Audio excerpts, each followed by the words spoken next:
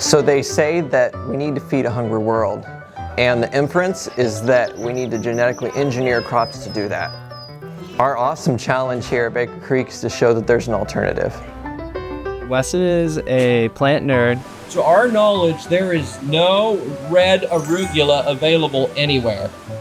If you take two varieties of a certain species and crossbreed them, you can often come up with amazing new varieties. So here at Baker Creek, what we do is what we would consider traditional plant breeding. And our plant breeding goals here at Baker Creek are way different from a lot of the commercial growers. And actually, it's so much more fun because we have so much more freedom in our plant breeding. We don't have to breed for shelf life. We don't have to breed for shipping quality. We're able to breed for things like color, like taste, like disease resistance, things that are meaningful to home gardeners and to people like ourselves that are looking for cool plants. So if you look at a plant out in the garden, you see a phenotype. A phenotype is what you view like, okay, that's a beautiful flower. The beauty you see in that flower is controlled by three things. It's controlled by the environment, it's controlled by the developmental stage of that flower, and it's controlled by the genetics. So here in the breeding program, we're focused on that third aspect. We're focused on adjusting genetics. And that can be done in several ways. Here on the farm, we do a lot of selection work, which is very simple. It's very natural. It's the way that plant breeding has been done for thousands of years. We'll find a plant that we really like. It's got great taste. It's got unusual flower patterns. And we will save seed from that plant, grow out generations. And that simple selection, it's a large part of what we're doing here. Another part of our breeding program is simple crossbreeding. If you take two varieties of a certain species and crossbreed them, you can often come up with amazing new varieties. Imagine if we could get this in this color. It's a project we've been working on. In 2023, we planted both of these out in the field, and I went out and made the crosses. Cross-pollination for us is typically done by hand. This is going to be our male in the cross. If you look close enough, you'll see there's pollen on there. Plants reproduce just like animals. You've got a mom and a dad. And so we are just guiding that process to generate the children that we want to see in the garden. We're going to select a female. This is the female we want in the cross. This is the male. This was mama. This was papa. I took pollen from chocolate cherry and applied it to the flower face of our tall orange sun. The resulting seeds were essentially the children of this couple. That's right, yep, we're plant matchmakers. Out of that cross, we've been selecting for two main varieties. And so we've got one of them here in the greenhouse. We've got another isolation out here in the field. And the main reason we have to keep them separate is because we don't want the bees to go from one to the other. So we isolate them to keep those genetics pure. These are some of the orange tones in this sunflower breeding project that we've been working on. Here's some beautiful ones. An orange background color with a red overlay. This is a stunning double. You can see beautiful double flower structure. Orange background overlaid in red. One of our goals in this project is this flower structure with this beautiful orange bronze color palette. This is another population we've selected out of the same initial cross.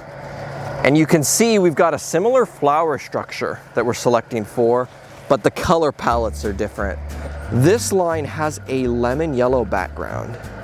It shifts the whole color palette toward the cherry red spectrum. Even though it's just a slight difference in the background color, it has a striking visual effect.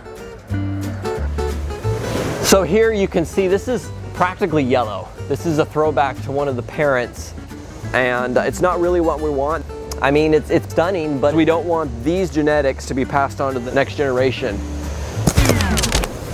But it's not meeting our criteria. So it's gotta go. Gotta go.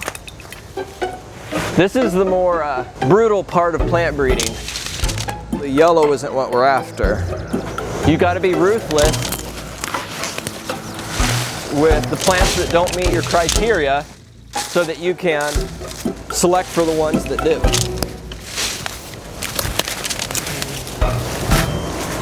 We do introduce bees into these greenhouses. We will put a hive of bumblebees in here and they'll just go all over these flowers. And we're not going to put more than one sunflower variety in a house. If we do, the bees are going to cross-pollinate them. We'll cut out any of the flowers that don't meet our criteria and then let the bees do the work. And they'll cross-pollinate all the ones that we leave in there. And it really reduces our workload. This is how new heirlooms are formed. This is how new types of plants are generated, is through this process. So this is something that you could do in your own garden if you want.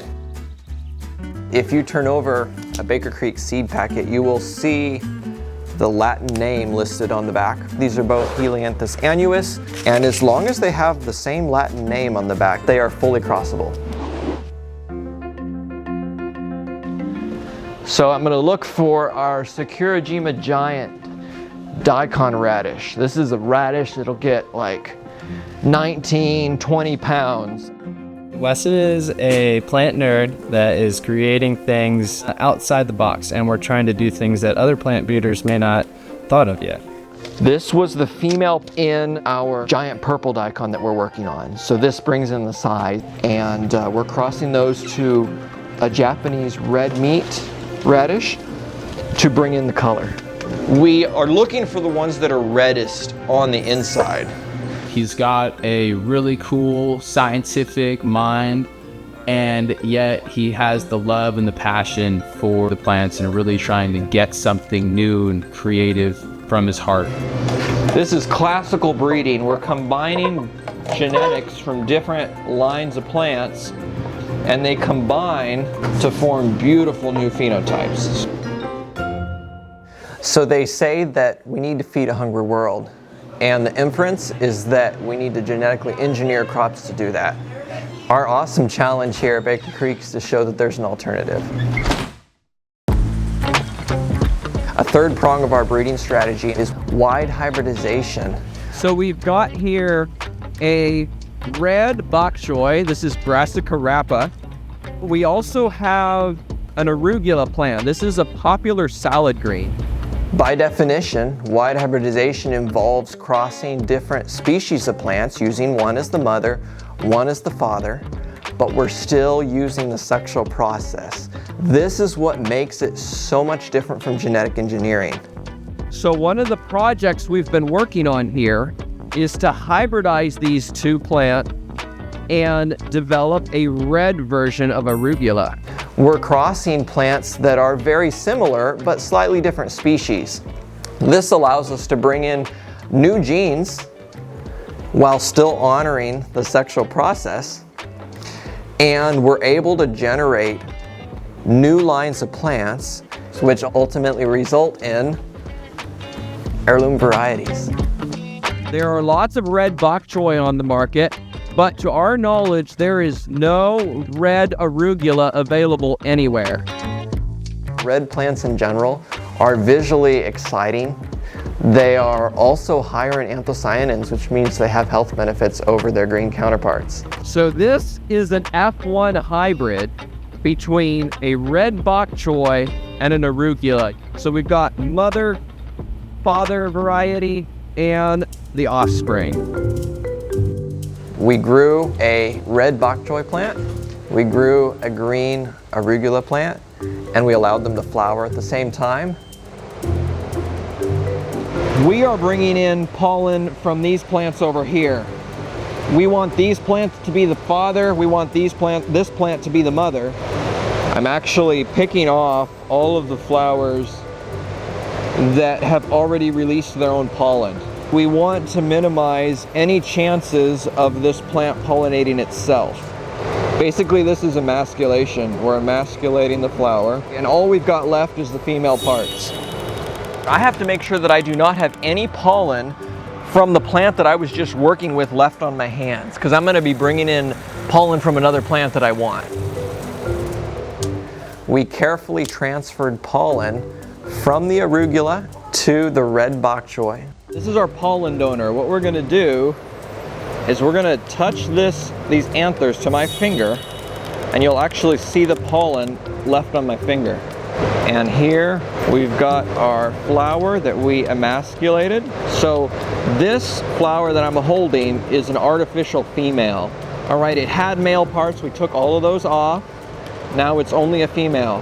What I just collected is our male pollen, and we're gonna just go like this. So this is our artificial insemination in the plant world.